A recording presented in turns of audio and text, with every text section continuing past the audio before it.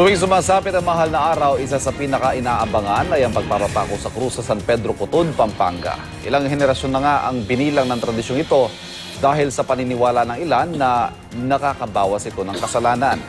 Kumustahin natin ang kanilang paghahanda. Naroon po live ang kasama nating si Lala Roque. Lala!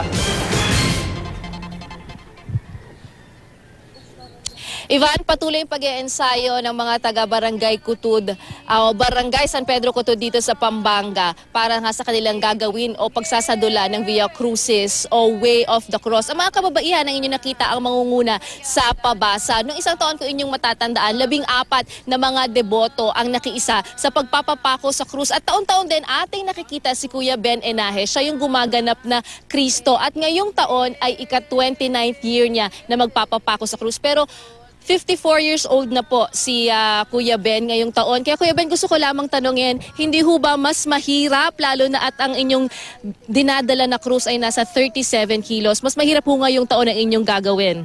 Oo, kasi habang tumatanda tayo, parang nabibigatan na ako dito sa aking krus. Taon-taon po, yun ang nararamdaman ko. Pero hindi pa rin ho kayo talaga titigil sa inyong panata? Hindi pa naman po. Hanggang makakaya ng katawan ko, gagawin ko po ito. Ito ho yung taon-taon din yung ginagamit nyo na pako.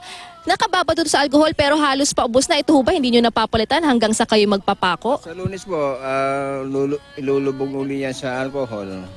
Hanggang sa Biyernes Santo, doon kukunin. Tapos Biyernes Santo, papalitan uli ng alcohol yan hanggang sa susunod na taon na. So kayo po'y handang-handa na para sa 100% na pa.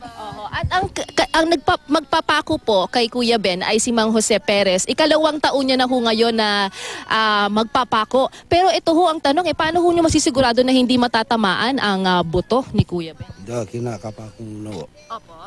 Pagtaos bago ipapako. Ibig sabihin nilulusot niyo na muna agad. Nilulusot niya na ho muna agad yung pako sa kanyang kamay. Tsaka ho natin Ipapako. pupukin.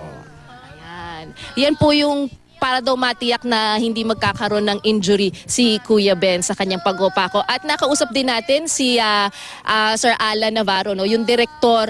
Taon-taon din pare-pareho daw ang gumaganap sa kanilang senakulo. Ang papalitan lamang nila ngayon ay yung papel na Veronica dahil kailangan daw single at ang gumaganap ay nag-asawa na. Pero tradisyon daw na kailangan ay kamag-anak ang papalit sa kanyang papel. At yan ang ilan lamang sa paghahanda at mga detalye ng gaganaping paggunita ng Semana Santa mula dito sa Cotod, Pampanga. Balik sa iyo, Ivan.